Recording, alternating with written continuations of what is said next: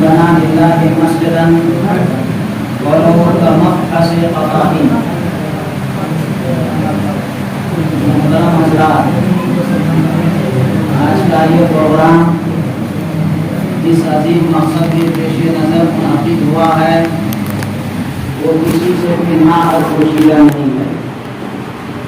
اس programme کو مسیح سے نسبت ہے اور نسبت بہت سی اہمیت رکھتی ہے۔ دیکھیے، چیزوں کو ناپنے کا طریقہ جو ہوا کرتا ہے، ایک کو مجلس کو بھی ناپا جاتا ہے اور چیزوں کو بھی ناپا جاتا ہے۔ مجلس کو ناپنے کا انداز الگ ہے اور چیزوں کو ناپنے کا انداز الگ ہے۔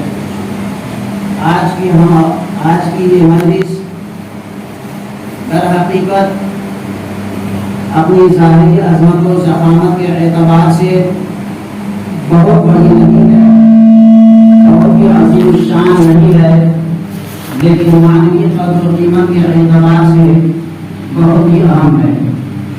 اور اس کی اہمیت اس بنیاد پر بڑی ہے،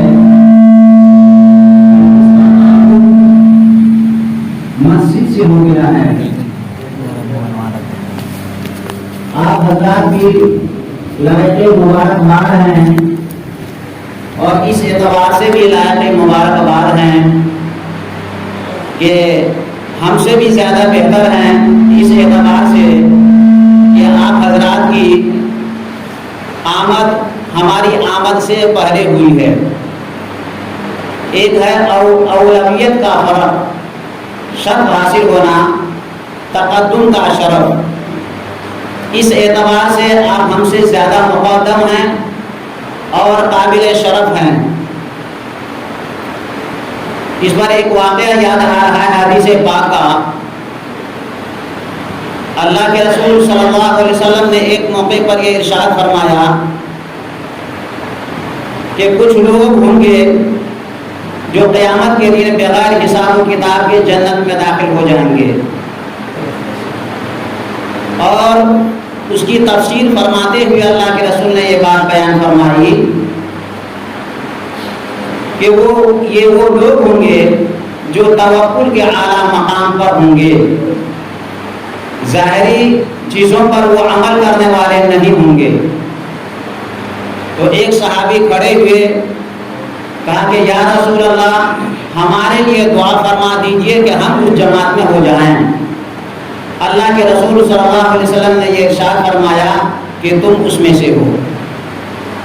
اتنے میں دوسرے صحابی کھڑے ہوئے اور کہا کہ یا رسول اللہ، میرے لیے بھی دعا فرما دیجئے کہ اس جماعت میں ہماری بھی شمولیت ہو جائے۔ تو اللہ کے رسول صلی اللہ علیہ وسلم نے ارشاد فرمایا قد سبق بها عکاشہ، یعنی عکاشہ وہ صحابی تھے، کہا کہ وہ شرف لے گیا، اس کو تقدم حاصل ہو گیا، ان کو پہلے آنا ہو گیا، انہوں نے پہلے یہ بازی جیت لی۔ اسی طرح سے آپ حضرات پہلے آئے ہیں، اس اعتبار سے آپ ہم سے زیادہ مقبول ہوئے اور مقدم ہوئے اور صاحب شرف ہوئے۔ اسی طرح کا ایک واقعہ حدیث پاک میں حضرت ابو ہریرہ رضی اللہ عنہ وہ کہتے ہیں کہ ہم تین صحابی تھے ایک ساتھ، ہم تینوں نے مل کر کے یہ دعا کیا، یہ کہا، آپس میں مشورہ کیا کہ ہم لوگ تینوں آدمی ایک ایک کر کے دعا کریں اور دو آدمی آمین کہا کریں۔ چنانچہ ہمارے ساتھی کی باری آئی اور انہوں نے دعا کرنا شروع کیا اور ہم دونوں مل کر کے اس پر آمین کہتے رہے۔ اتنے میں جب میری باری آئی تو ہمارے دو ساتھی بیٹھے رہے اور ہم دعا کرتے رہے، تو ہم نے دعا میں یہ کہا کہ یا اللہ، ہمارے ان دو ساتھیوں نے جو مانگا ہے وہ بھی ہم آپ سے مانگتے ہیں اور ہم وہ علم مانگتے ہیں جو کبھی نہ بھولیں۔ اتنے میں جب یہ دعا مانگ رہے تھے تو پیچھے میں آ کر کے اللہ کے رسول صلی اللہ علیہ وسلم کھڑے ہو گئے، اور جب یہ دعا کیا حضرت ابو ہریرہ رضی اللہ عنہ نے، تو اللہ کے رسول صلی اللہ علیہ وسلم نے ارشاد فرمایا، یہ بات بیان فرمائی، آمین، یعنی فوری طور پر کہا دیا آمین۔ اتنے میں وہ دو صحابی وہ دو جو پہلے سے بیٹھے ہوئے تھے وہ کھڑے ہو گئے اور کہا کہ یا رسول اللہ، ہمارے لیے بھی یہ دعا فرما دیجئے کہ ہم بھی کبھی نہ بھولیں. تو اللہ کے رسول صلی اللہ علیہ وسلم نے یہ ارشاد فرمایا ابو ہریرہ سبقت لے گیا. ابو ہریرہ سبقت لے گیا، اب یہ ہو نہیں سکتا ہے. تو اس اعتبار سے آپ حضرات کو سبقت حاصل ہو گئی ہے اور پہلے آئے ہیں، تو یہ تقدم کا جو شرف ہے یہ بہت ہی مبارک شرف ہے. اس اعتبار سے میں نے یہ کہا کہ آپ حضرات قابل مبارکباد ہیں، اور یہاں کے لوگ بھی اس اعتبار سے قابل مبارکباد ہیں کہ ان حضرات نے آپ حضرات کو طلب کیا. کسی اور کو بھی بلا سکتے تھے لیکن کسی اور کو نہ بلا کر کے آپ حضرات کو بلایا. گویا یہ من جانب اللہ فیصلہ تھا کہ فلانا فلانے کو بلانا ہے، اور ان کی دعوت پر آپ حضرات تشریف لائے اور یہاں پر پہنچے اور ان کے پروگرام میں آپ حضرات شریک رہے. اس اعتبار سے بھی یہاں کے لوگ بہت ہی زیادہ قابل مبارکباد ہیں. بہرحال میں ویسے مقرر نہیں ہوں، میں تو پڑھنے پڑھانے کے لائن کا آدمی ہوں. اصل میں مقرر تو مسجدوں کے جو امام ہوتے ہیں وہ ہوا کرتے ہیں. البتہ اس وقت میں وہی باتیں بیان کروں گا جو اس وقت میں نے علماء کرام سے ائمہ مساجد سے سنا ہے، انہی کو میں تکرار کرا رہا ہوں اور دہرا رہا ہوں. اور کچھ باتیں اپنی طرف سے بھی جو باتیں میں نے پڑھی ہیں کتاب کے اندر وہ باتیں بھی آپ کے سامنے رکھوں گا. میں نے اس وقت آپ حضرات کے سامنے بتایا اور ہمارے علماء کرام بھی بتائے کہ یہ آج کا پروگرام یہ مسجد کے نسبت سے منعقد کیا گیا ہے. مسجد دیکھیے، اسی تعلق سے چند باتیں میں عرض کر رہا ہوں. 4 مساجد ایسی ہیں جن کی نسبت نبی کی طرف جاتی ہے، یعنی نبیوں نے اس کی بنیاد رکھی ہے. بیت اللہ کی بنیاد نبی نے رکھی، اور مسجد نبوی کی بنیاد نبی نے رکھی، اور مسجد قباء کی بنیاد نبی نے رکھی، اور بیت المقدس کی بنیاد نبی نے رکھی. اب اس بنیاد کے رکھنے کے نتیجے میں ان مساجد میں نماز کے پڑھنے کا ثواب بہت زیادہ بڑھا دیا گیا. ان مساجد میں نماز پڑھنے کا ثواب بہت ہی زیادہ بڑھا دیا گیا. مسجد حرام میں نماز پڑھنے کا ثواب 1 لاکھ نماز کے برابر کیوں ہے؟ تو اس کی وجہ ہے یہ کہ جتنے بھی انبیاء کرام ہیں، رسول ہیں، تمام نے اس مسجد کے اندر نماز ادا کی ہے. اس بنیاد پر اس کا اجر بڑھا دیا گیا ہے. اور اللہ کے رسول صلی اللہ علیہ وسلم نے بنیاد رکھی مکہ مکرمہ سے ہجرت فرما کر جب مدینہ منورہ جا رہے ہیں. جو ہمارے حجاج کرام گئے ہیں وہ کلومیٹر بھی جانتے ہیں کہ مکہ مکرمہ سے مدینہ منورہ 462 کلومیٹر کی دوری پر ہے. اللہ کے رسول صلی اللہ علیہ وسلم اس وقت میں آپ کے ساتھ حضرت خدیجہ کا تو انتقال ہو چکا تھا. آپ نے دوسری شادی کی ہے حضرت عائشہ سے، لیکن وہ کم عمر تھی. تیسری شادی آپ نے کی ہے حضرت سودا سے، اور آپ کے ساتھ آپ کی بیٹیاں ہیں اور حضرت زید بن حارث کی. چونکہ متبنہ محمد یہ کہے جاتے تھے کہ حضرت زید محمد کے بیٹے ہیں، یہ اور حضرت علی یہ سب کے سب مل کر کے ایک ساتھ جب مکہ مکرمہ سے ہجرت فرما کر مدینہ منورہ جا رہے ہیں تو اللہ کے رسول صلی اللہ علیہ وسلم کو گھر کے بنانے کی سخت ضرورت تھی. کیوں؟ بیویوں کے ساتھ جا رہے ہیں، بیٹیوں کے ساتھ جا رہے ہیں، اور اسی طرح سے حضرت علی کے ساتھ جا رہے ہیں، زید بن حارثہ کے ساتھ جا رہے ہیں. گویا ایک بڑی جماعت کو لے کر کے جا رہے ہیں.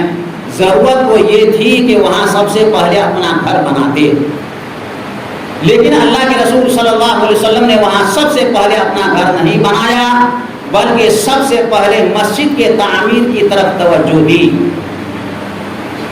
آپ صلی اللہ علیہ وسلم جو ایک طرف سے گزر رہے تھے تو یہ تو روایت کے اندر بات موجود ہے، آپ حضرات کو معلوم ہے. بنو نجار ایک قبیلہ کا نام ہے، اسی قبیلہ کا 2 یتیم بچہ، ایک کا نام سہل، دوسرے کا نام سہیل، اور یہ سعد بن زرارہ کی کفالت میں رہتے تھے دونوں بچے. اور یہ انہی 2 یتیم بچے کی زمین تھی. وہ کھلیان ٹائپ کی زمین تھی جس میں کھجور وغیرہ رکھی جاتی تھی اور پتے وغیرہ لوگ رکھا کرتے تھے. اور تاریخ کے اندر یہ ہے کہ کچھ قبریں بھی تھیں غیر مسلموں کی. بہرحال لیکن سعد بن زرارہ اس پر اللہ کے رسول کی آمد سے پہلے اس پر نماز پڑھا کرتے تھے. جب اللہ کے رسول صلی اللہ علیہ وسلم کی اس جگہ پر نظر پڑی تو آپ نے یہ کہا کہ بھائی یہ زمین کس کی ہے؟ میں یہ چاہتا ہوں کہ اس زمین پر مسجد بناؤں. تو اس قبیلہ کے لوگوں کو جب معلوم ہوا، بنو نجار کے قبیلہ کے لوگوں کو معلوم ہوا، تو وہ آئے اور یہ کہا کہ یا رسول اللہ، ہمیں یہ معلوم ہوا ہے کہ آپ اس زمین پر مسجد بنانا چاہتے ہیں، ہم مفت دینے کے لیے تیار ہیں. اللہ کے رسول نے کیا فرمایا؟ میں مفت نہیں لوں گا، میں قیمت دے کر کے لوں گا.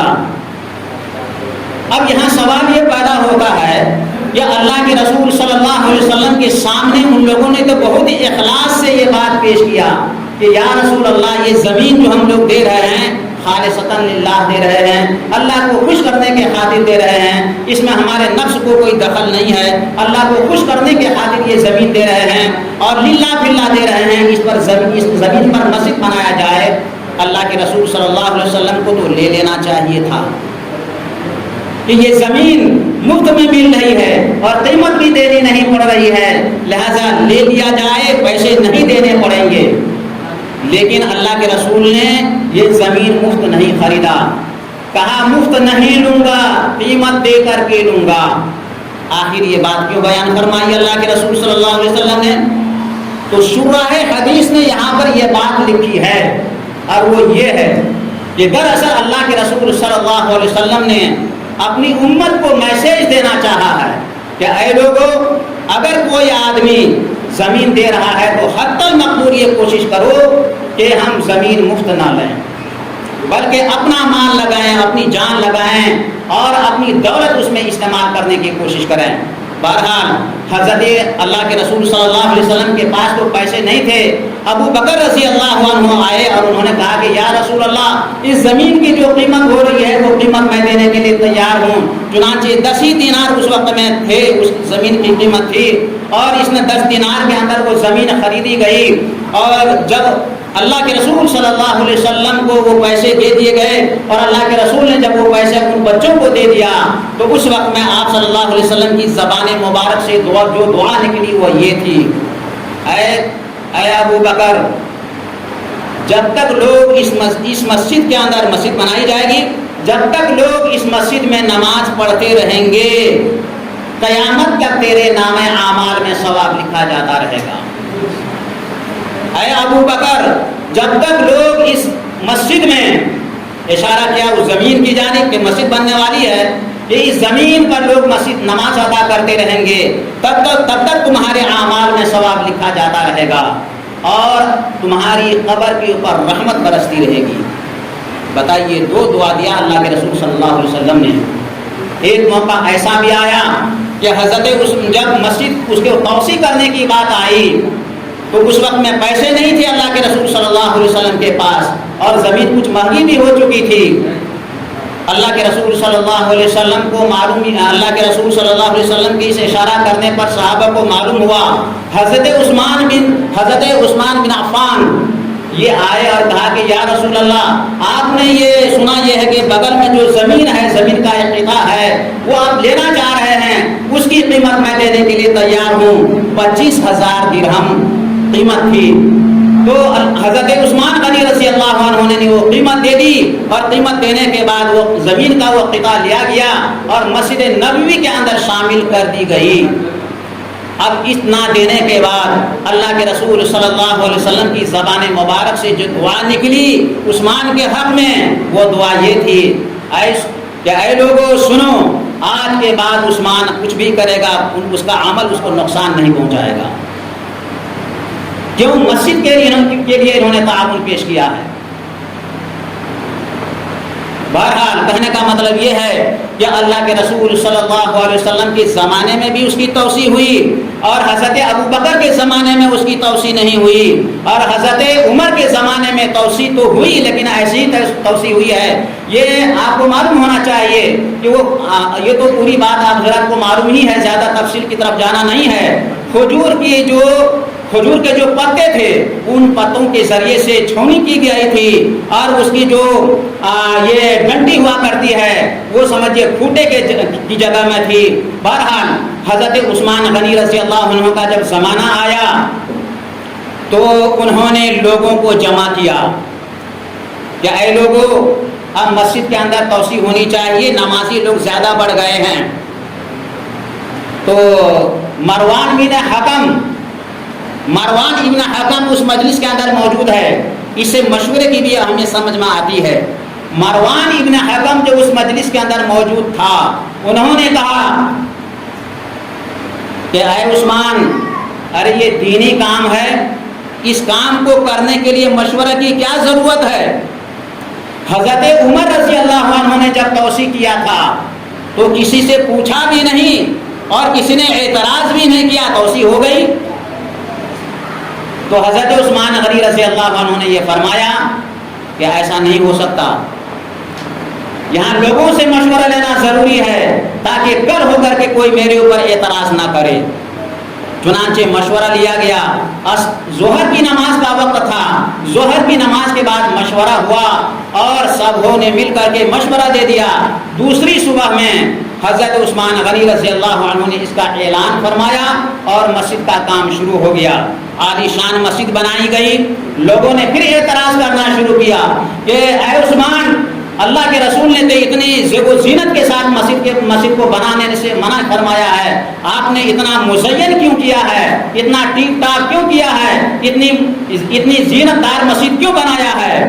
حضرت عثمان غنی رضی اللہ عنہ نے فرمایا کہ مجھے شرم آتی ہے کہ میرا گھر تو اچھا ہو اور اللہ کا گھر اچھا نہ ہو، اس لیے میں نے اچھا بنانے کی کوشش کیا ہے اور عمدہ سے عمدہ بنانے کی کوشش کیا ہے۔ اور سن لو، میں نے بیت المال کا ایک بھی پیسہ یوز نہیں کیا ہے، استعمال نہیں کیا ہے، ٹوٹل پیسہ میں نے اپنی ذات سے لگایا ہے، یعنی ٹوٹل اپنا پیسہ میں نے اس میں صرف کیا ہے۔ بہرحال کہنے کا مطلب یہ ہے کہ یہ حضرت عثمان ہی، یہ انہی سے یہ حدیث مروی ہے جو اس وقت میں نے آپ کے سامنے پڑھی ہے، اور ابھی جو ہمارے علماء کرام نے حدیث شریف پڑھی ہے وہ حدیث شریف آپ کو ترمذی کے اندر ہے، حضرت عثمان غنی رضی اللہ عنہ سے ہے، اور کئی طرح سے حضرت انس سے بھی حدیث مروی ہے اس سلسلے میں، اور حضرت جابر سے بھی ہے، حضرت معاذ سے بھی ہے، اور حضرت ابو ہریرہ سے بھی ہے۔ تقریباً 13-14 صحابہ سے حدیث مسجد کے تعلق سے ترمذی کے اندر آئی ہوئی ہے۔ دراصل اس تفصیل کی طرف جانا نہیں ہے، بات لمبی ہو جائے گی۔ کہنے کا مطلب یہ ہے کہ اللہ کے رسول صلی اللہ علیہ وسلم نے یہ بات بیان فرمائی کہ اے لوگو سنو، جو آدمی قطات کا جو لفظ آیا ہے اس حدیث پاک میں کہ وَلَوْ مَفْحَصَ قَطَاهٍ، کہ اگر کوئی آدمی بٹیر کے جیسا، بٹیر ایک پرندہ کا نام ہے، تو اس بٹیر پرندہ کے برابر بھی، اس کے جیسی بھی اگر کوئی آدمی، جس کا مطلب بہت چھوٹی سی چھوٹی، تو اس کے برابر بھی کوئی آدمی مسجد بنائے گا تو اس کے لیے بھی یہی اجر و ثواب ہے۔ یہاں پر ترمذی کی شرح کرتے ہوئے شراح حدیث نے اس حدیث کی شرح، یہ تو مصنف ابن عبد الرزاق کی حدیث ہے جس پر کلام بھی کیا گیا ہے، بہرحال اس کلام کی طرف مجھے جانا نہیں ہے، کہنا یہ ہے کہ اس حدیث کے بارے میں شراح نے 2 نقطہ بیان کیا ہے۔ ایک تو یہ ہے کہ اگر چھوٹی سے چھوٹی مسجد کیوں نہ بنائی جائے اس کے اوپر بھی یہی اجر و ثواب ہے، اور دوسرا یہ کہ اگر آدمی چھوٹی سی چھوٹی مسجد بنائے یا بڑی سے بڑی مسجد بنائے، اگر اخلاص کے ساتھ چھوٹا سے چھوٹا چندہ اگر پیش کر رہا ہے اور اخلاص کے ساتھ پیش کر رہا ہے تو اللہ پاک اس کے لیے بھی سونے کا محل جنت کے اندر بنائے گا۔ میرا درر والیاقوت کا لفظ بھی حدیث پاک کے اندر موجود ہے جو حضرت معاذ کی روایت کے اندر موجود ہے۔ بہرحال تو اللہ کے رسول صلی اللہ علیہ وسلم کی یہ حدیث جو آئی ہے اس کی میں نے آپ کے سامنے تشریح کی ہے، اور یہ تشریح میری نہیں ہے بلکہ شراح حدیث نے یہ تشریح کیا ہے اور اس کی وضاحت کیا ہے کہ وہ یہ ہے کہ معمولی مسجد کیوں نہ بنائے، چھوٹی سی چھوٹی کیوں نہ مسجد بنائے، اس کے لیے بھی یہی اجر ہے، اور چھوٹا سے چھوٹا چندہ کیوں نہ پیش کرے اور اخلاص کے ساتھ وہ دے رہا ہو تو اس کے لیے بھی یہی اجر ہے۔ دیکھیے اللہ کے رسول صلی اللہ علیہ وسلم نے یہ ارشاد فرمایا، یہ طبرانی کی روایت ہے حضرت انس رضی اللہ عنہ سے، کہ ایک عورت تھی جو مسجد نبوی میں جھاڑو دیا کرتی تھی، جب ان کا انتقال ہو گیا تو صحابہ کرام نے ان کو دفن کر دیا۔ آپ نے کہا کہ بھائی وہ عورت، حبشین عورت جو مسجد میں آ کر کے جھاڑو دیا کرتی تھی، اس کو میں دیکھ نہیں رہا ہوں، کہاں ہے؟ صحابہ نے کہا یا رسول اللہ اس کا تو انتقال ہو گیا ہے۔ کہا کہ اچھا انتقال ہو گیا ہے. ارے بھائی آپ لوگوں نے مجھے کہا بھی نہیں اور آپ صلی اللہ علیہ وسلم ان کی قبر پر گئے اور آپ نے وہاں اس کے حق میں دعائے مغفرت کی اور آپ نے یہ فرمایا کہ اس عورت کو میں نے اس عمل کے بدلے میں جنت میں دیکھا.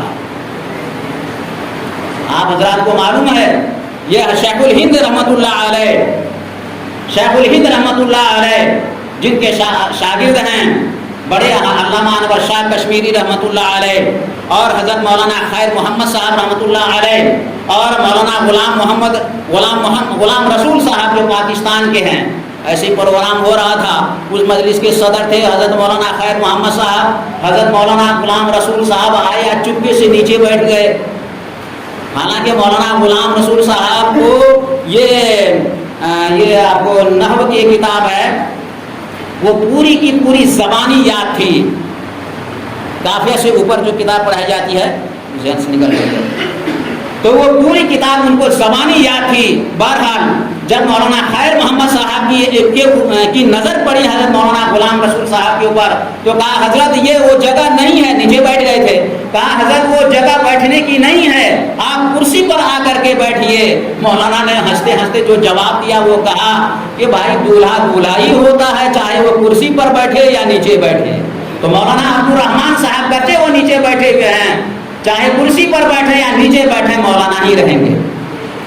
تو بہرحال یہ ایک بات میں نے آپ کے سامنے اس لیے کہی کہ حضرت مولانا حسین یہ حضرت مولانا شیخ الہند رحمۃ اللہ علیہ سے ان کے ایک شاگرد نے کہا کہ حضرت آپ کا نام پوری دنیا کے اندر ہے، سارے لوگ آپ کو جانتے ہیں اور اللہ پاک نے ایسا مقام آپ کو عطا کیا ہے.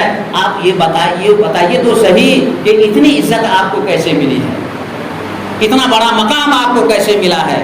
تو شیخ الہند نے یہ فرمایا کہ بھائی چھوڑو یہ بات پوچھنے کی نہیں ہے. اب شاگرد تو شاگرد ہوتا ہے، کبھی چمٹ جاتا ہے. کہا کہ حضرت بتا تو دیجیے.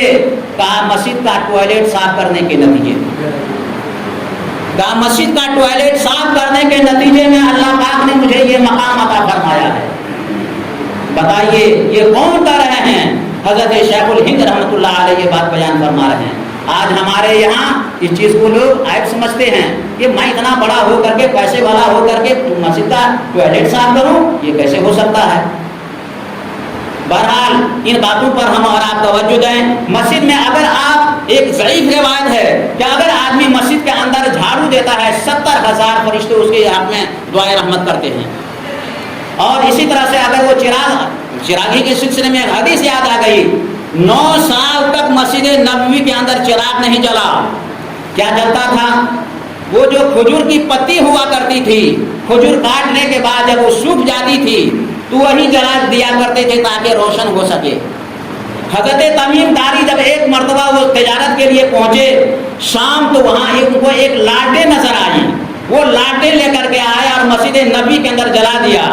جب اللہ شام کے وقت میں جب اللہ کے رسول صلی اللہ علیہ وسلم کی نظر پڑی لالٹین کے اوپر تو دل باغ باغ ہو گیا، خوش ہو گیا اور یہ فرمایا کہ ارے بھائی یہ کام کس نے کیا ہے؟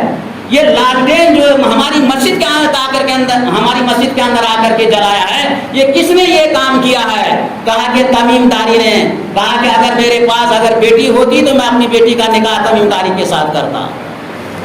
بتائیے لالٹین جلانے کے نتیجے میں کتنی بڑی بشارت. تو بھائیو مسجد کا کام آپ حضرات نے کتابوں میں پڑھا ہوگا، کوئی دور کی بات نہیں ہے اور اس پہلے زمانے کی بات نہیں ہے، حالیہ واقعہ ہے. آپ ہمارے حجاج کرام جو جاتے ہیں، جو تنعیم مکہ مکرمہ سے 7 کلومیٹر کی جانب پر اتر جانب ایک مسجد ہے جس کا نام تنعیم ہے، وہیں سے حجاج کے یہ عمرہ کرنے والے حضرات عمرہ کا احرام باندھ کر کے آتے ہیں طواف کرنے کے لیے، عمرہ کرنے کے لیے. یہ مسجد تنعیم جس کو مسجد عائشہ کہتے ہیں، اس کو شاہ فہد نے بنایا ہے. اس مسجد کو شاہ فہد نے بنایا ہے. لیکن ریاض میں ایک مسجد ہے، وہ مسجد خوبصورتی کے اعتبار سے شاہ فہد کی مسجد سے بھی زیادہ اچھی مسجد ہے. اور وہ کہاں ہے؟ ریاض کے اندر ہے. اور ریاض میں چاروں طرف سے ہائی وے ہے اور بیچ کے اندر ایک زمین تھی جو سرکار سے قیمتاً ایک آدمی نے لیا اور وہ الراجحی خاندان کا آدمی تھا. الراجحی خاندان اور جس جگہ پر مسجد بنی ہوئی ہے اس جگہ کا نام ہے یہ محلہ حی النسیم. حی النسیم یہ ایک محلہ ہے اور اس جگہ میں چاروں طرف سے ہائی وے ہے اور وہاں پر جو خالی زمین تھی بادشاہ سے خریدی گئی اور اس جگہ پر چونکہ یہ بہت بڑے مالدار تھے ان کے مالس وغیرہ عرب کے اندر ہیں اور پوری دنیا کے اندر اس خاندان کے کاروبار پھیلا ہوا ہے. ابھی مولانا صاحب نے وہاں شمیم صاحب نے کس نے کاروبار کے بارے میں بھی بات بیان کی, قاری صاحب نے بات بیان کی تو ان کے سلسلے میں بھی بات سنیے. حضرت عبد الرحمن ابن عوف جن کا تذکرہ جب میں آ رہا تھا تو میں تقریر سنتا ہوا آ رہا تھا. مولانا عبد الرحمن صاحب کی تقریر تھی. انہوں نے بتایا کہ 10 صحابہ کرام جنتی ہیں. ان میں سے آپ کو میں بتاؤں حضرت عبد الرحمن ابن عوف مکہ مکرمہ سے ہجرت فرما کر مدینہ منورہ جا رہے ہیں, خالی ہاتھ جا رہے ہیں. نہ پاس میں بیوی ہے نہ بچہ ہے نہ پیسہ ہے, کہیں کچھ نہیں ہے.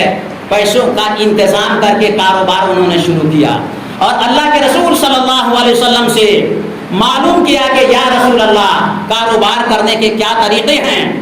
اللہ کے رسول صلی اللہ علیہ وسلم نے اللہ کے رسول نے کاروبار کرنے کا ان کو طریقہ بتایا. انہوں نے کہا کہ یہ طریقے میں نے اللہ کے رسول صلی اللہ علیہ وسلم سے سیکھے اور وہ 4 طریقے یہ ہیں. وہ کہتے ہیں کہ میں نے زندگی میں کبھی کوئی سامان یہ ادھار نہیں خریدا. میری تجارت کے 4 اصول ہیں. میں نے زندگی میں کبھی بھی کوئی سامان ادھار نہیں خریدا. نمبر 2, کبھی بھی کوئی سامان میں نے ادھار نہیں بیچا. دیکھیے نمبر 3, میں نے کبھی بھی اپنے سامان کا اسٹاک نہیں کیا. کیوں اسٹاک کرنا؟ اگر میں اس کی تفصیل کی طرف جاؤں وقت لگے گا. یہ بائے احتکار میں آ جاتا ہے. اور بائے احتکار کس کو کہتے ہیں؟ بائے احتکار, بس مختصر بات, بائے احتکار کا مطلب یہ ہے ذخیرہ اندوزی کرنا, مال کو روک کر کے رکھنا, 1 مہینہ کے بعد بیچنا. تو یہ ہے اسٹاک کر کے بیچنا. ہماری شریعت کے اندر یہ چیز بھی ممنوع ہے. تو انہوں نے یہ کہا کہ ہماری تجارت کا یہ طریقہ رہا ہے, یہ تیسرا اصول رہا ہے کہ میں نے کبھی بھی مال کو اسٹاک نہیں کیا. ہاں مال آیا بیچتا رہا, بیچنے کے نتیجے میں جو دیر ہو جاتی تھی وہ الگ بات ہے, لیکن اسٹاک کر کے میں نے کبھی بھی نہیں رکھا. اور چوتھی چیز یہ ہے کہ میں نے اپنے سامان کے عیب کو ہمیشہ ظاہر کر کے بیچا ہے. اگر سامان کے اندر کوئی عیب ہو جاتا تو گاہک کو بتا دیتا کہ اس سامان کے اندر فلاں عیب ہے, اگر لینا ہے تو لو, نہیں لینا ہے تو نہ لو, کوئی بات نہیں ہے, لیکن فلاں عیب اس سامان کے اندر موجود ہے. میں نے سامان کے عیب کو ہمیشہ ظاہر کر کے بیچا ہے. تو حضور صلی اللہ علیہ وسلم کے بتائے ہوئے ان 4 اصول پر میں عمل کرتا رہا. جب ان کا انتقال ہوا تو معلوم ہے انہوں نے کتنا پیسہ چھوڑا. 3 ارب 20 کروڑ 10 لاکھ دینار. اور وہ سونے کا روپیہ ہے. اتنا روپیہ تو اگر موجودہ وقت کے اعتبار سے جوڑا جائے تو پورا نیپال خریدا جا سکتا ہے. یہ تھا کہ حضرت عبد الرحمن بن عوف رضی اللہ عنہ کے پاس اللہ کے رسول صلی اللہ علیہ وسلم نے ارشاد فرمایا التاجر الصدوق مع السفرۃ الکرام البررہ, سچا تاجر. اور پھر اللہ کے رسول نے یہ بھی فرمایا التجار کالفجار, التجار کالفجار, یہ بھی بات بیان فرمائی. تو یہ دراصل ان تاجروں کے لیے ہے جو عیب کو ظاہر کر کے نہیں بیچتا ہے اور دھوکہ دیتا ہے.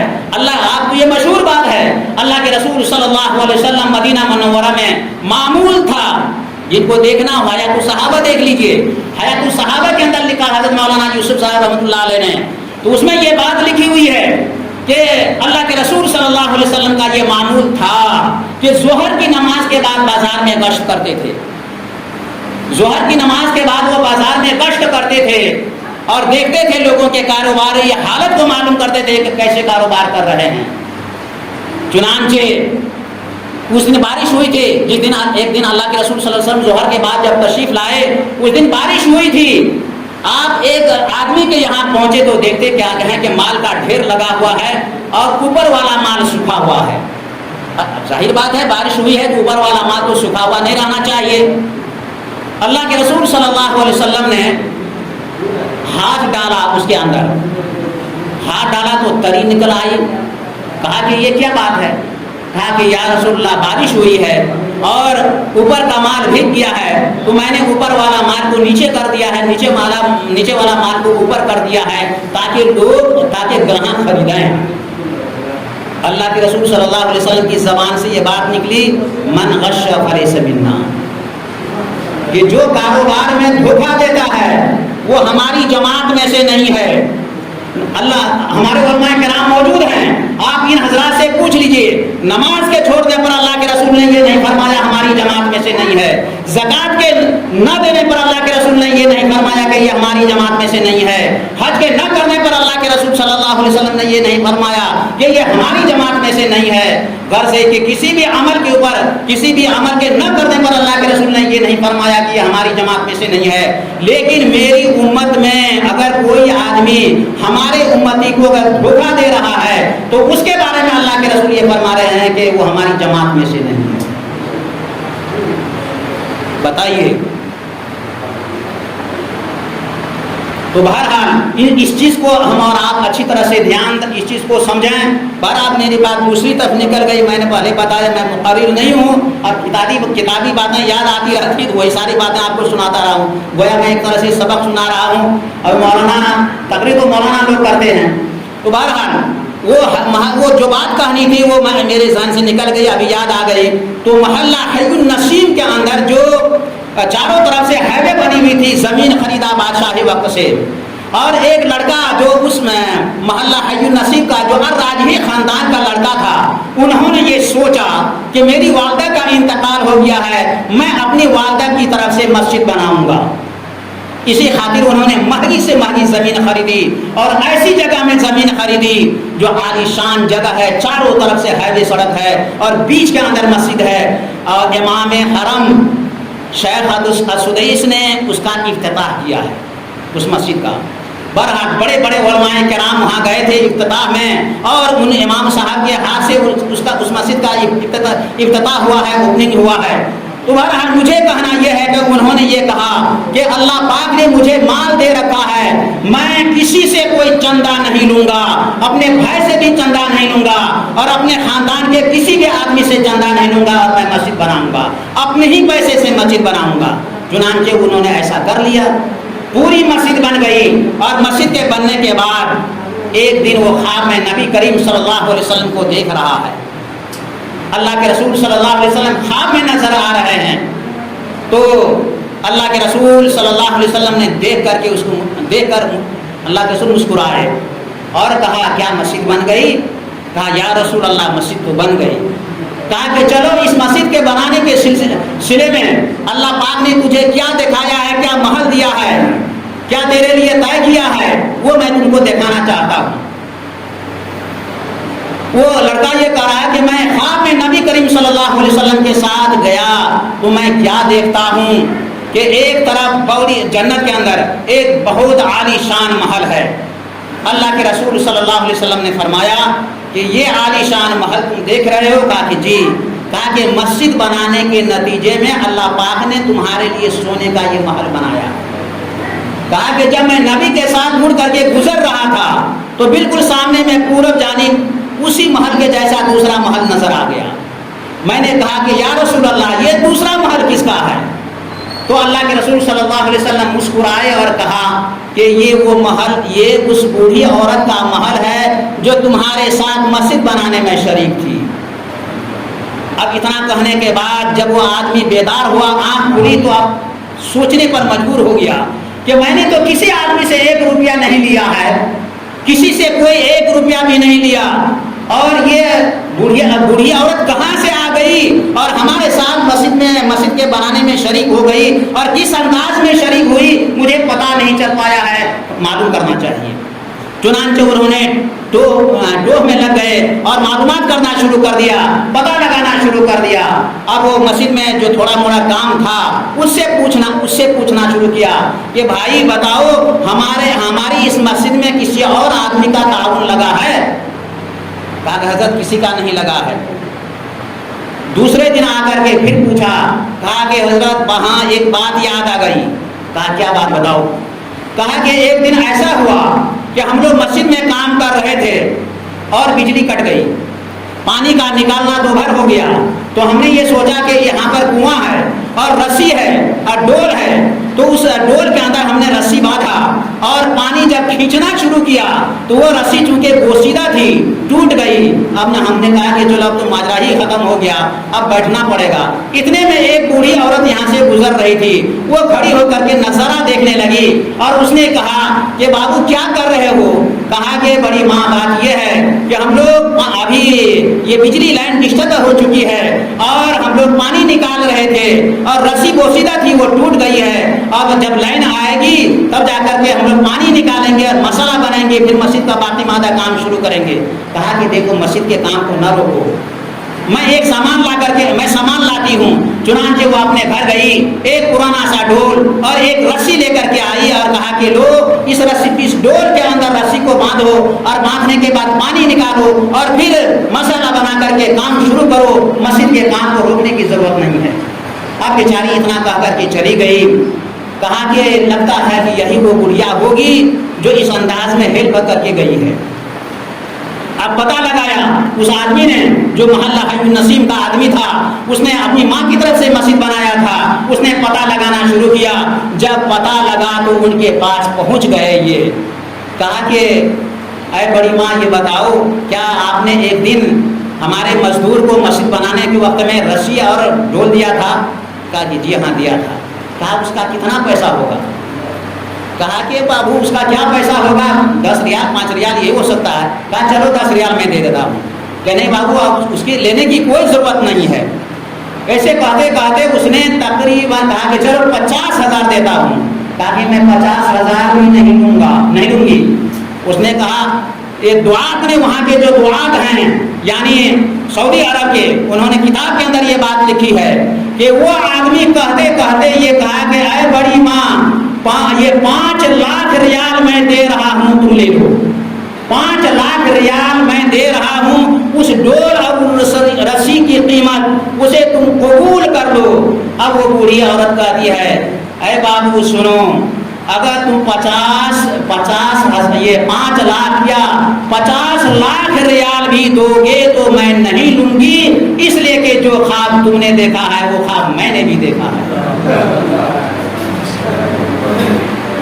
تو بھائیوں کہنے کا مطلب یہ ہے کہ مسجد کا کوئی کام چاہے وہ چھوٹا سے چھوٹا کیوں نہ ہو معمولی نہیں ہوتا, معمولی نہیں ہوتا. میں نے بتایا نا کہ شیخ الہند دیکھیے یہ کیا فرما رہے ہیں کہ بیت الخلاء کو صاف کرنے کے نتیجے میں یہ عزت اللہ پاک نے مجھے دیا ہے.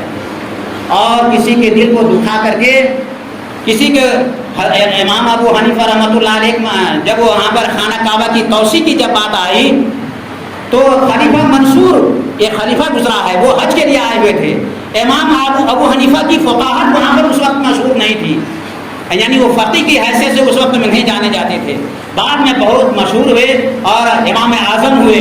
بہرحال وہاں پر انہوں نے خلیفہ منصور نے یہ کہا کہ دیکھو مسجد حرام کے زائرین دن بدن بڑھتے جا رہے ہیں, مسجد حرام کے زائرین دن بدن بڑھتے جا رہے ہیں, لہذا ایسا کرو کہ مسجد کے اگل بغل میں جن لوگوں کا گھر ہے, مسجد کے اگل بغل میں جن لوگوں کا گھر ہے, مسجد سے یعنی حکومت سے پیسے لے لو اور جگہ خالی کرو.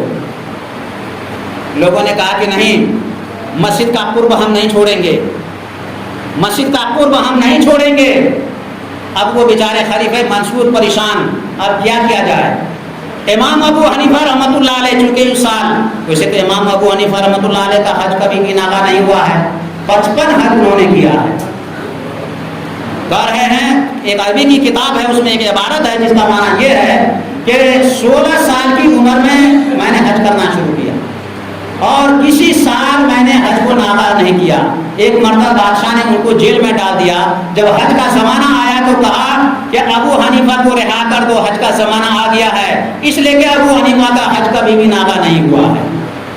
اب ابو حنیفہ رحمۃ اللہ علیہ ڈائریکٹ حج کرنے کے لیے گئے اور حج کر کے آئے تو یہ نہیں کہ اپنے بال بچوں سے چلے آتے ملنے کے لیے, ڈائریکٹ بھی جیل کے اندر چلے گئے. کیوں؟ بادشاہ نے تو صرف حج کرنے کی چھٹی دیا ہے نا, بال بچوں سے ملنے کے لیے تو چھٹی نہیں دیا ہے, اس لیے حج کے اندر گھر نہ جا کر کے پورے جیل کے اندر چلے گئے. بہرحال یہ دیکھیے ایمانداری ہے. بہرحال ان کو معلوم ہوا کہ خلیفہ منصور بہت زیادہ پریشان ہیں اور لوگ زمین نہیں دے رہے ہیں اور یہ کہہ رہے ہیں کہ مسجد کا قرب ہم نہیں چھوڑیں گے. اب یہ مسئلہ اس مسئلے کی وجہ سے کافی پریشان ہیں. ان کو جب معلوم ہوا تو یہی خود پہنچے اور وہاں پر پہنچ کر کے کہتے ہیں کہ حضرت مجھے معلوم ہوا اس طرح کی بات معلوم ہوئی ہے. کہا کہ ہاں. کہا کہ دیکھیے ایک بات میں بتا رہا ہوں, اگر آپ اس بات پر عمل کریں گے تو لوگ خود بخود زمین چھوڑ دیں گے. کہا کیا بات؟ کہا کہ آپ ان لوگوں سے مسجد حرام کے اگل بغل میں جن لوگوں کا گھر ہے مکان ہے, آپ ان سے یہ کہیں گے کہ یہ بتاؤ مسجد تمہارے قرب میں ہے یا تم مسجد کے قرب میں ہو؟ مسجد تمہارے قرب میں ہے یا تم مسجد کے قرب میں ہو؟ یعنی مسجد کے بغل میں تم ہو یا مسجد تمہارے بغل میں ہے. اگر وہ لوگ یہ کہیں کہ مسجد ہمارے بغل میں ہے تو وہ جھوٹا ہے, کیونکہ مسجد پہلے سے بنی ہوئی ہے. اور اگر یہ کہیں کہ نہیں ہم لوگ مسجد کے قرب میں ہیں تو آپ یہ کہیے گا کہ مسجد کے قرب میں تم لوگ ہو اور مسجد کو اس وقت میں زمین کے خالی کرنے کی ضرورت پڑ گئی ہے, لہذا زمین خالی کرو, قیمت دینے کے لیے مسجد تیار ہے, کمیٹی تیار ہے, ہم تیار ہیں. چنانچہ یہ مسئلہ ابو حنیفہ کا فارمولہ جب ان کے سامنے میں رکھا گیا, سارے کے سارے لوگ تیار ہو گئے اور فوری طور پر مکان خالی کرنے کے لیے تیار ہوئے اور ان کو جس اعتبار سے مکان تھا پیسہ دیا گیا اور خالی زمین پر مسجد بنائی گئی, مسجد کا حصہ بنا دیا گیا. بہرحال کہنے کا مطلب یہ ہے کہ حضرت امام ابو حنیفہ رحمۃ اللہ علیہ کی اس وقت میں کافی چرچا ہو گیا, بڑی شہرت ہو گئی کہ ایسا فارمولہ تو کسی عالم دین نے نہیں بتایا تھا, اور اس فارمولہ پر عمل کرنے کے نتیجے میں سارے لوگوں نے زمین چھوڑ دی, اپنا مکان چھوڑ دیا اور اس مکان کو زمین کو مسجد کے حصے میں داخل کر لیا گیا. بہرحال یہ بات ایک اہم ہے, اسے ہم اور آپ سمجھیے. اور مسجد کے تعلق سے آپ حضرات اس بات کو بھی سمجھیے کہ کبھی بھی کسی آدمی کے دل کو دکھا کر کے مسجد لینا نہیں ہے اور مسجد کے لیے زمین نہیں لینا ہے, اور چندہ بھی کسی کے دل کو دکھا کر کے نہیں لینا ہے. اسی پر حدیث کی ایک بات یاد آ رہی ہے, اس پر بات میں اپنی ختم کر دوں گا. یہ بھی ایک روایت میں یہ حدیث کی ایک کتاب ہے مصنف عبدالرزاق, مصنف عبدالرزاق, اس کے اندر یہ کتاب ہے, شاید چوتھی جلد کے اندر یہ بات ہے. اور وہ واقعہ اس طرح سے ہے, حضرت عباس رضی اللہ عنہ, یہ بھی آپ کو ایک مسئلہ بھی معلوم ہوگا, حدیث کا واقعہ بھی معلوم ہوگا اور ایک اچھی بات بھی آپ کو ملے گی, آپ کے علم میں تازگی بھی پیدا ہوگی. تو واقعہ سنا جائے. حضرت عباس رضی اللہ عنہ کا ایک گھر تھا مسجد نبوی سے بالکل متصل. حضرت عمر رضی اللہ عنہ نے یہ کہا کہ اے عباس, حضور کے چچا ہیں, کہ اے عباس مسجد نبوی کو اب مشاہدہ کرنے کی ضرورت پیش آ گئی ہے. مسجد کے بغل میں آپ کا گھر ہے, آپ کا گھر ہے, آپ اپنے گھر کو بیچ لیجئے, آپ مجھے قیمتاً دے دیجئے, اپنے گھر کی قیمت لے لیجئے تاکہ میں اس گھر کو مسجد میں داخل کر سکوں. انہوں نے کہا کہ میں قیمت نہیں لوں گا. حضرت عباس نے کہا کہ قیمت نہیں لوں گا. پھر حضرت عمر چونکہ حضرت عمر رضی اللہ عنہ کی زمانے خلافت کی بات ہے, تو حضرت عمر رضی اللہ عنہ نے یہ بات بیان فرمائی کہ اگر آپ قیمتاً نہیں دے رہے ہیں تو آپ ہدیتاً دے دیجئے, ہدیہ میں دے دیجئے تاکہ میں مسجد میں دے سکوں. کہا ہدیتاً بھی نہیں دوں گا, نہ قیمتاً بیچوں گا, نہ ہدیتاً دوں گا. اور حضرت عمر رضی اللہ عنہ نے کہا کہ جب آپ قیمتاً بھی دینے کے لیے تیار نہیں ہیں اور ہدیے میں بھی دینے کے لیے نہیں ہیں تیار ہیں تو آپ ہی مسجد کے حصے میں شامل کر دیں, آپ اپنا گھر مسجد میں شامل کر دیں, دے دیں.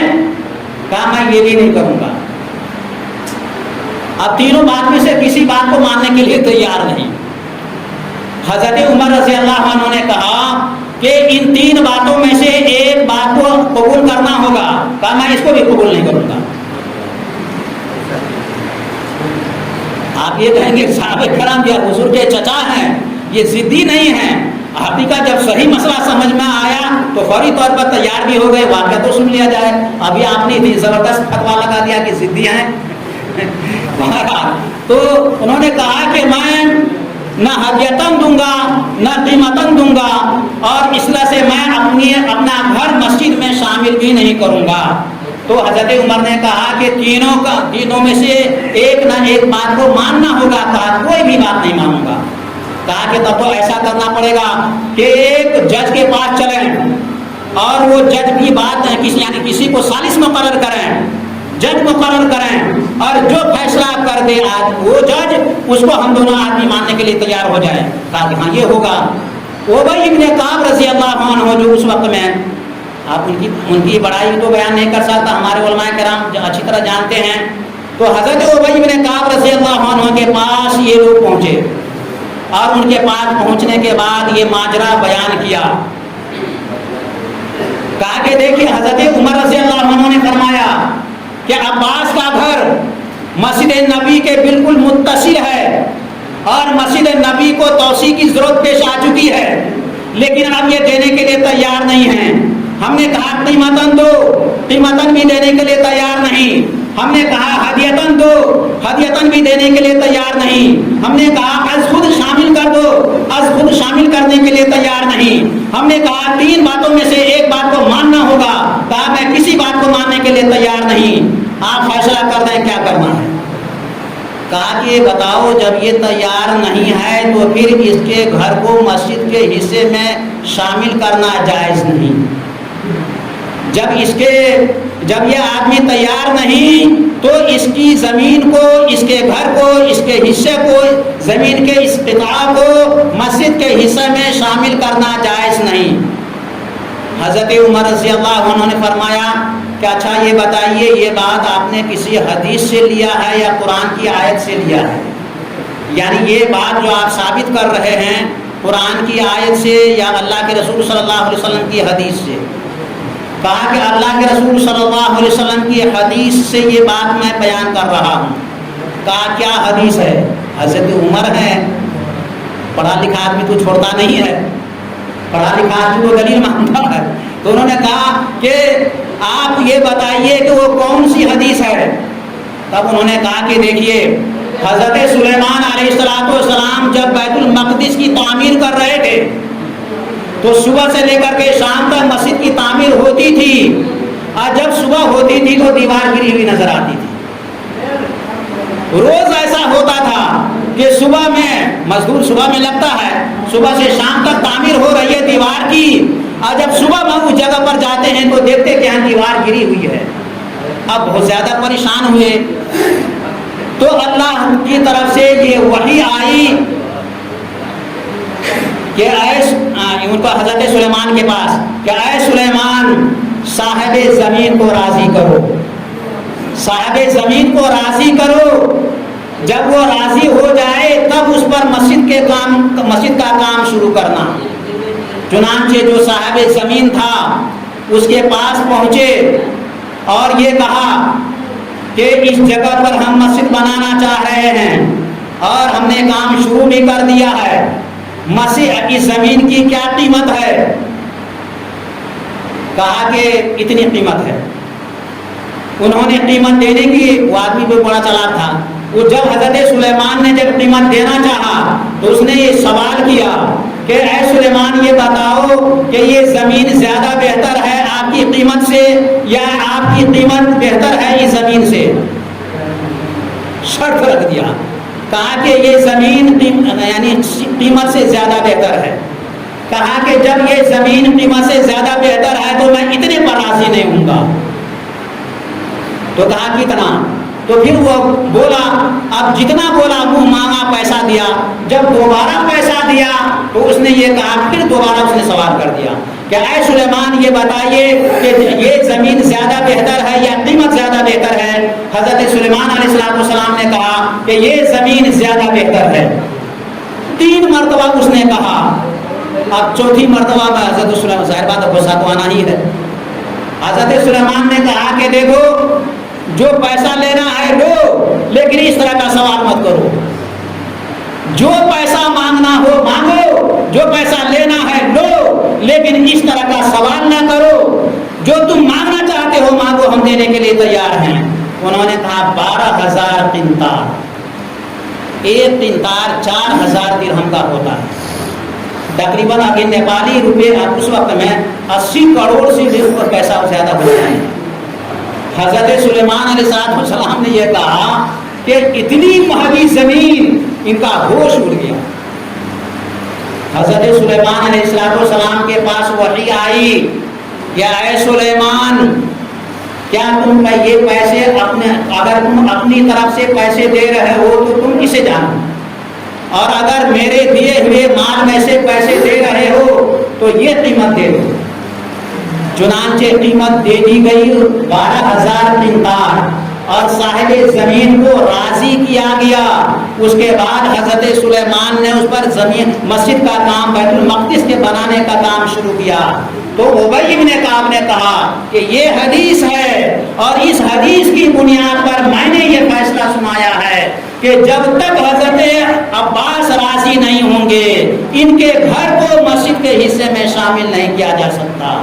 جب اتنا بڑا فیصلہ سنا حضرت عباس رضی اللہ عنہ نے کہا کہ جب آپ نے اس طرح کا فیصلہ سنا دیا تو آپ میرا بھی فیصلہ سن لیجئے، اب میں اپنا گھر مسجد کے حصے میں دینے کے لیے تیار ہوں۔ تو بھائیوں، کہنے کا مطلب یہ ہے کہ مسجد ہے، اللہ کے رسول نے میسج دے دیا ہم لوگوں کو۔ اب اولاً آدمی یہ کوشش کرے کہ ہم مسجد کی طرف سے پیسے دیں، اور ایسے دینے کی کوشش نہ کریں۔ اگر ایسے کوئی دے رہا ہے تو دینا بالکل جائز ہے۔ مکہ مکرمہ کی جب تعمیر ہوئی، بس ایک آخری بات، مکہ مکرمہ کی جب خانہ کعبہ کی جب تعمیر ہوئی ہے تو پورے عرب میں چندہ نہیں کیا، جزیرۃ العرب کے اندر چندہ نہیں ہوا، پورے جزیرۃ العرب کے اندر چندہ نہیں ہوا ہے، صرف مکہ مکرمہ کے اندر چندہ ہوا ہے۔ اب میں آپ کو آپ حضرات کو بس آپ یہ کہیں گے اتنی بڑی بات آپ نے کہی تو تھوڑا سا سمجھانا پڑے گا، تو بس سمجھا کر کے اپنی بات ختم کرتا ہوں۔ آپ حضرات جانتے ہیں کہ حضرت ابراہیم علیہ السلام نے اس کی بنیاد ڈالا، اور اس کے بعد حتیم، جیسے کہ یہ خانہ کعبہ ہے، آپ نے اتر والا حصہ کو دیکھا ہوگا، 6 ہاتھ بڑھا ہوا ہے، اور اس طرح سے باؤنڈری کے جیسا ہے، وہ 6 ہاتھ، اس کو حتیم کہتے ہیں۔ وہ باؤنڈری تک، وہاں تک حضرت ابراہیم علیہ السلام کی بنیاد ہے، یعنی خانہ کعبہ یہاں سے لے کر کے پورا حتیم تک یہ پورا خانہ کعبہ کا حصہ ہے۔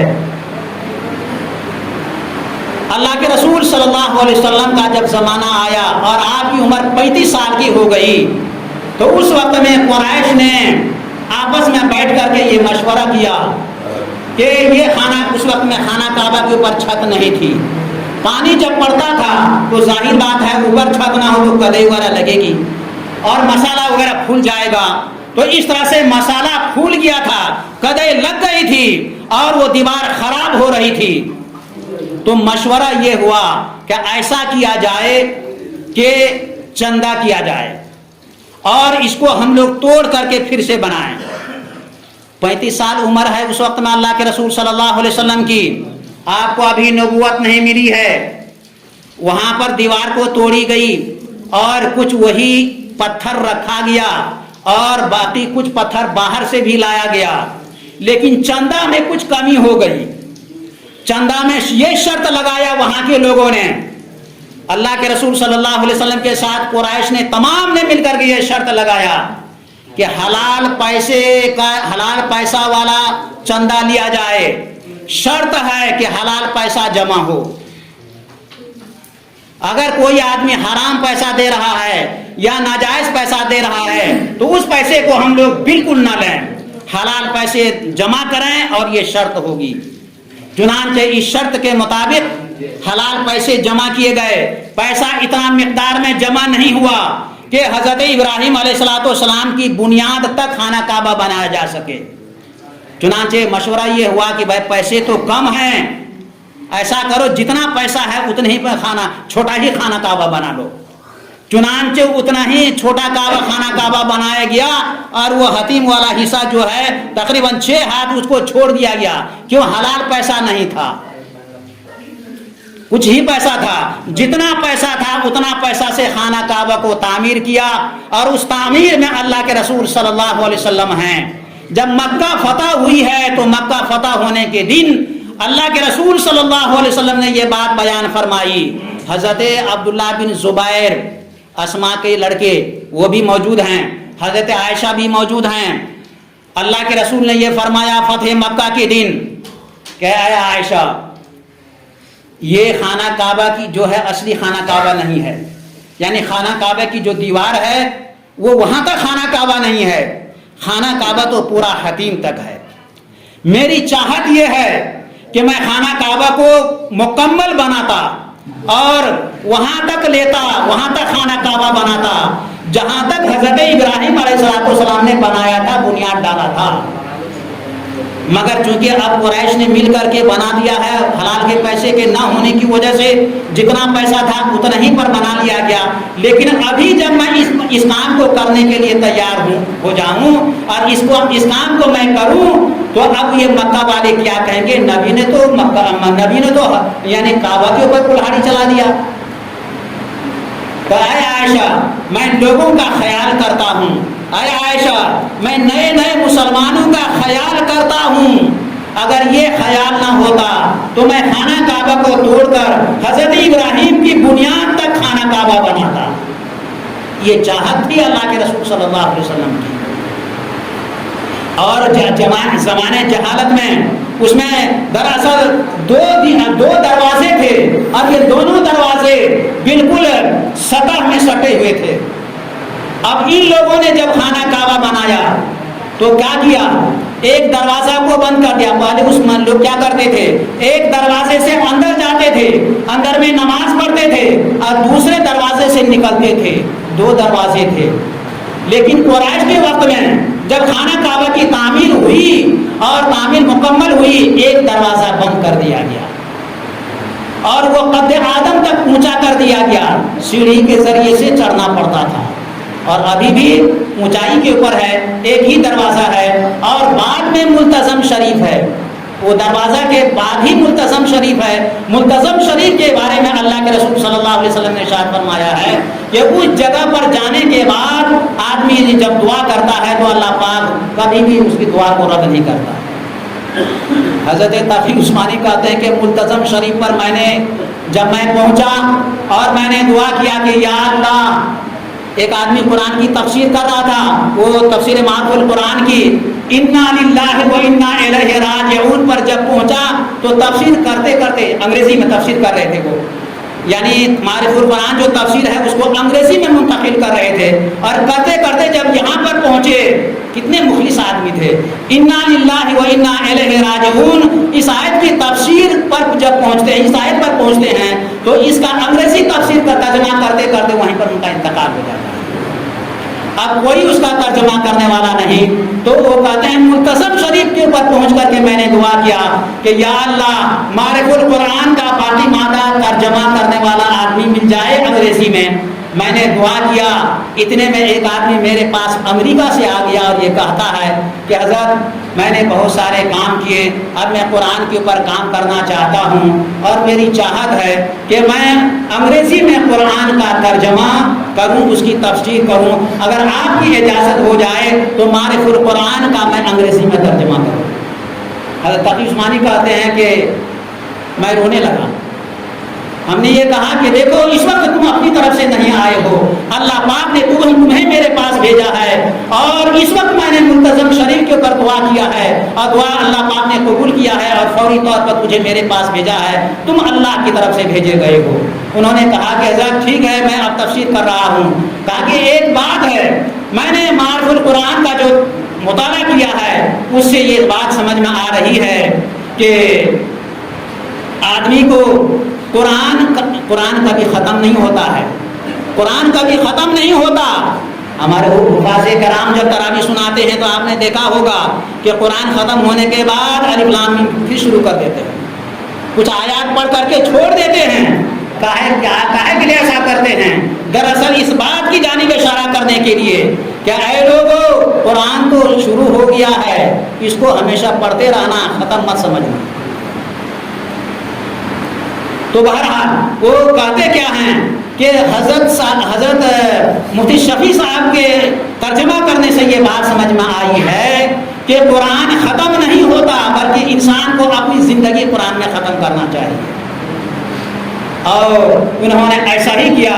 کل من علیہا فان، جب یہاں پر پہنچے تفسیر کرتے گردوں کا انتقال ہو رہا ہے، اپنی زندگی کو انہوں نے قرآن میں ختم کیا. بہرحال ہم اور آپ یہ نہ سمجھیں کہ ہم نے ایک پارا ختم کیا ہے, دوسرا پارا چالو کر کے جانا ہے اور اسی طرح سے اپنی پوری زندگی کو قرآن کی تلاوت میں لگانا ہے. بہرحال میں دوسری طرف نکل گیا. تو وہ یہ ہے کہ اللہ کے رسول صلی اللہ علیہ وسلم کے زمانے میں جب اللہ کے رسول نے یہ بات بیان فرمائی کہ اگر مجھے مکہ کے لوگوں کا ڈر نہ ہوتا تو میں وہاں تک خانہ کعبہ بناتا. جب حضرت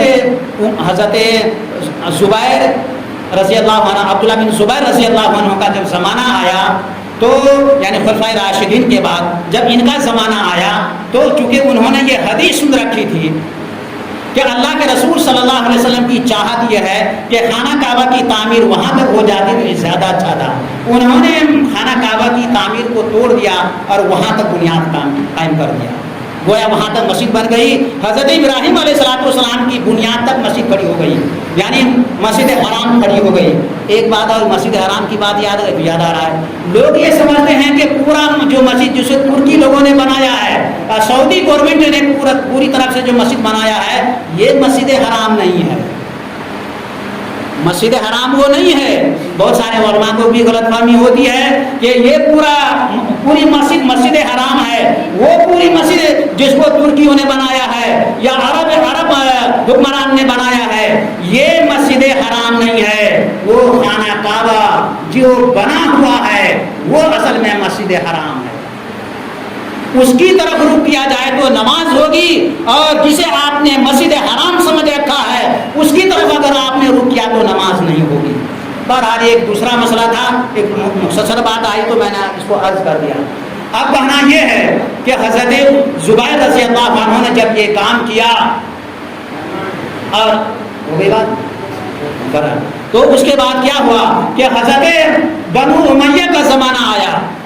اب دور تو گزرتا رہتا ہے, ایک بادشاہ کے بعد دوسرا بادشاہ, دوسرا کے بعد تیسرا بادشاہ.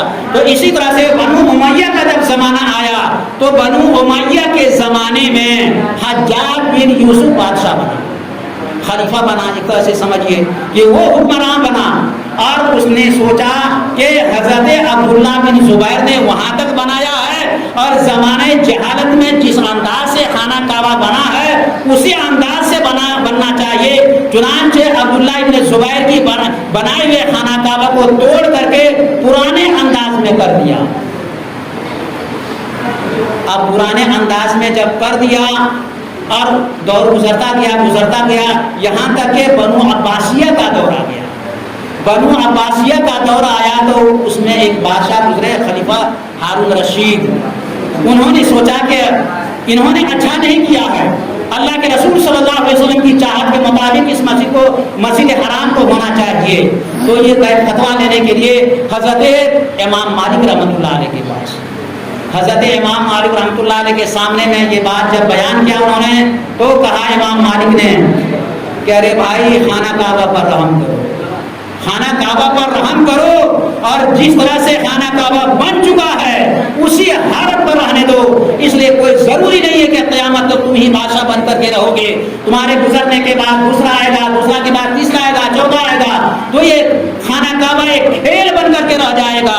لہذا اس پر رحم کرو اور جیسے ہے ویسے رہنے دو. چنانچہ اسی حساب سے اب تک جو حتیم کا حساب کھلا ہوا آپ کو جو نظر آ رہا ہے, دراصل پورا حصہ وہاں تک بنیاد تک یہ حضرت ابراہیم علیہ السلام کی بنیاد ہے, اور حضور کی چاہت یہ تھی کہ وہاں تک خانہ کعبہ بنے, خانہ کعبہ ہو. لیکن ایک بات یہ بھی سن لیجئے کہ اللہ کے رسول نے ایک انتشار سے بچانے کے خاطر کتنا بڑا کام کو چھوڑ دیا ہے. امت کو انتشار سے بچانے کے خاطر خانہ کعبہ کی تعمیر کو یعنی مکمل تعمیر کی طرف توجہ نہیں دی. توجہ اس لیے نہیں دی کہ ہماری امت میں انتشار ہو سکتا ہے. بہرحال یہ چند باتیں ہیں جو اس وقت میں نے آپ کے سامنے کہی ہیں. بہرحال جو باتیں رہ گئی ہیں اب کیا رہ گئی ہیں, علماء کرام سے آپ حضرات سنتے رہتے ہیں, ہم بھی مستفید ہوتے رہتے ہیں. ابھی ہم نے علماء کرام سے بہت ساری باتیں سنی ہیں اور مستفید ہوا, مستفیض بھی ہوا. اللہ پاک اسی طرح سے آپ حضرات کی مجلس میں ہمیں شریک ہونے کی توفیق عطا فرمائے, اور جو باتیں کہی گئی ہیں اللہ پاک کی کئی بات پر ہم اور آپ کو عمل کی توفیق نصیب فرمائے.